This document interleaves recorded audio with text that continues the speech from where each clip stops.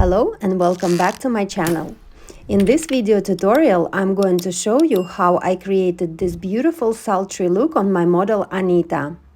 I have already prepared Anita's skin, and if you guys are interested to know what I used, I will link everything in the description box below.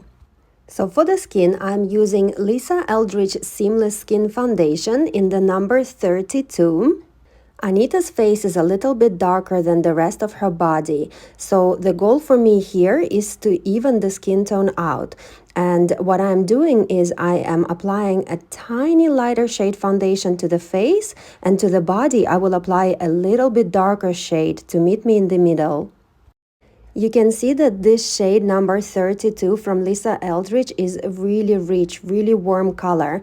Once it goes on Anita's skin, at first it looks a little bit reddish, but you can see me blending it with a beauty blender, and once it absorbs onto the skin, it actually does look really good and very natural. Then I'm moving on to the eyebrows and brushing through my favorite brow gel from the brand Got to Beam. Next, I'm following up with the Deep Brow Pomade from Anastasia Beverly Hills in the color Deep Brown. This is my first stage in defining the brows. You will see me adding more products later in the video, but now I'm going to move on to the blusher. And here I'm using Armani Neo Nude Color Melting Cream Blush in number 50. This is beautiful dusky rose color, and this blush is almost like in between the cream and the powder. Next, I'm going to add my first color to the eyes, and this one is also from Armani. These ones are my favorite eye tints, and this shade is in number 52 and is almost like just like a shadowy color with a little purple tint to it. It's wonderful for the natural looking eyeshadow. Now guys, I have to tell you that I shot this video in two stages. First, I prepared Anita for supernatural look, which we took pictures of, and then I developed the look into the sultry one. This is why the sequence of the stages for this look will be a little bit distorted. So now I'm using Pat McGrath Fetish Lab mascara, and then I follow up with Jones Road Miracle Balm in the shade Tawny. I'm warming it up on the back of my hand first and then lightly dabbing onto the highest points of the cheeks. This will act as a tinted highlighter, so I'm also adding a little bit onto the bridge and the tip of the nose. So this was my first natural look complete, so I'm then moving on to the body, and you see me mixing three different makeup products. So first, it's my favorite body cream from Nivea. I then mixed in some iconic illuminator glow drops in the shade Glow, and also added a slightly darker shade of the foundation from Pat McGrath just to even out the skin tone. In this video we also were using hands, so of course I'm not forgetting, and also adding the color and the illuminator to the hands.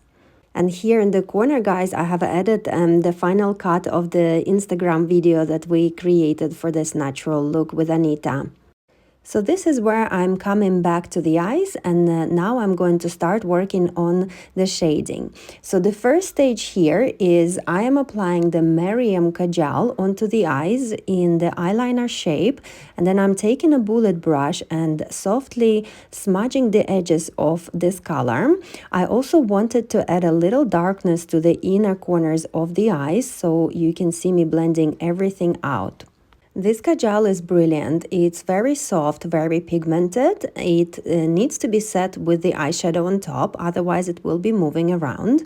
So you also can see me adding a slightly lighter shade of concealer just to clean up the edges and pop that liner even more. Then I wanted to pop the middle of the eye, and for this I'm using NARS Soft Matte Complete Concealer in a shade Tiramisu, which is much lighter than Anita's shade, but I needed to use this as a first base coat for the further eyeshadows to adhere and to pop the color even more. I'm generously adding the concealer onto the middle part of the eyelid and then softly blending the edges so there is no harsh lines left. Now I need to set all of my creamy products with the eyeshadows, and for this I'm using Lisa Eldridge eyeshadow palette Myth, and I'm using this black shade in the outer corners of the eyes just to set in place the liner that I have created. And I am very careful, so you need to pack the color only in the darker areas and then blend the edges out. So the color placement needs to be quite precise for this one. And then I'm blending all of the edges with a 217 brush from MAC. I wanted this look to be almost like a cat-like shape, so I'm taking the angled brush from Illamasqua and adding gel liner from Inglot in number 77 in the inner corners of the eyes. And also I wanted to pack the color near the lash line. And then I decided to drag the lower part out and create almost like a double liner. Next, I am applying these lashes. These ones were purchased from Amazon. These are really cool because the lashes are crisscrossed in a really cat-like shape. So this was my first time using them, and I thought that they look amazing for this cat-like shape on Anita's eyes. As usual, I'm using duo glue for this one and taking my time placing the lashes exactly where I want them to be.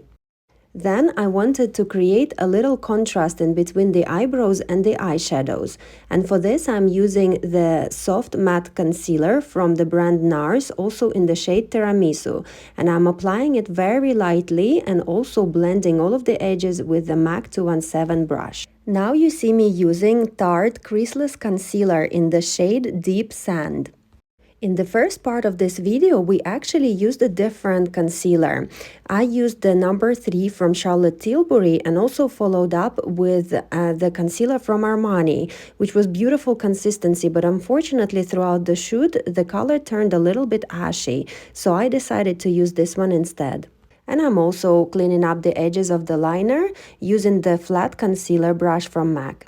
Now I needed to define the face a little bit more, and I chose to use the Pat McGrath Labs Skin Fetish Sublime Perfection Foundation in the shade Deep 36. This is the same foundation that I mixed into the body cream and applied earlier in this video. And of course, I'm pushing the foundation in with a beauty blender. And now I'm setting the foundation with Charlotte Tilbury's Airbrush Flawless Finish Setting Powder in the shade Tan, and mostly concentrating in the lightest parts of the face, which are underneath the eyes and in the middle of the face. Now with all of these extra layers, I wanted to pop the blusher a little bit more. So I'm using Blush Kit from Anastasia Beverly Hills in the color Gradient, and the shade I chose is Blackberry. This is a great way of layering the products for the extra pop of color and also longevity throughout the day. Then I'm moving back to the eyebrows, and as I told you in the beginning of the video, I wanted them to be a little bit more intense.